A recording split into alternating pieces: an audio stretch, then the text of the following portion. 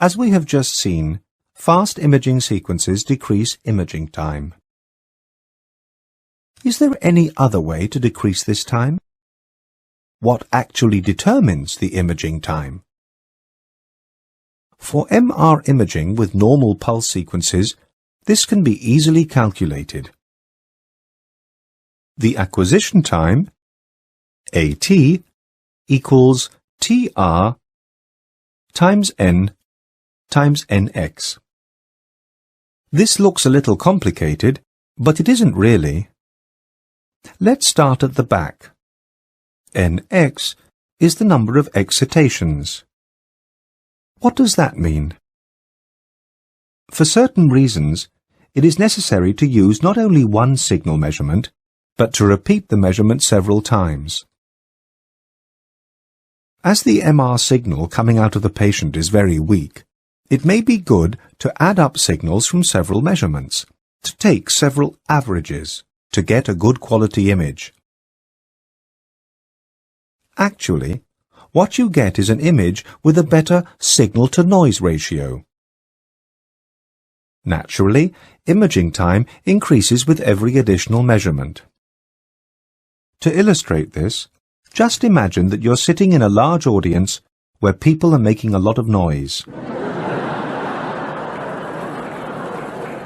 Someone sitting next to you whispers something in your ear, but you can't really understand him because there's so much background noise. What you'll probably do is ask him to repeat what he said one or several times. You mentally add up the information which you receive each time. As this signal is always the same, it'll increase by adding it up. The background noise, however, is not always the same. Instead, it is random and fluctuates, and doesn't add up the way the signal does. So altogether, you will have a better signal-to-noise ratio, which you would also have if the person spoke louder. Back to our formula. What is N? As you know from other imaging methods, or your PC, pictures are made of picture elements, which altogether make up the image matrix.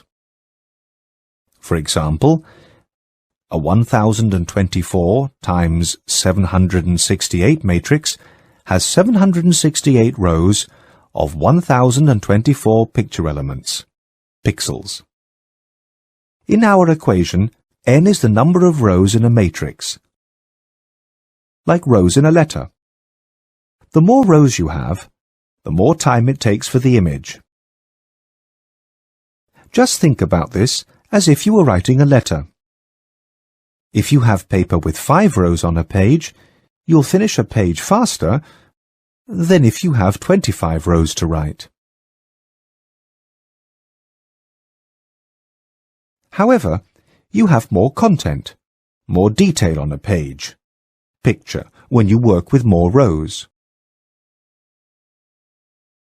And why does TR influence acquisition time? If you choose a long time TR to repeat your pulse sequence, to perform additional signal measurements, imaging takes longer than with a short TR. However, there is a trick that can shorten imaging time. While we're waiting to repeat our imaging sequence in one slice, in other words, while we wait for TR to go by, we might as well make measurements in one or more different slices. The longer the TR, the more slices we can excite in the meantime. So, by just adding a little extra time, we will examine many slices instead of one, and imaging time per slice decreases substantially. We perform so-called multi-slice imaging. Another way to possibly reduce TR and thus imaging time is the use of a contrast medium. As we have seen, gadolinium DTPA shortens T1. And when T1 is shorter, the TR can also be shorter, without a loss in signal intensity of the tissue in question.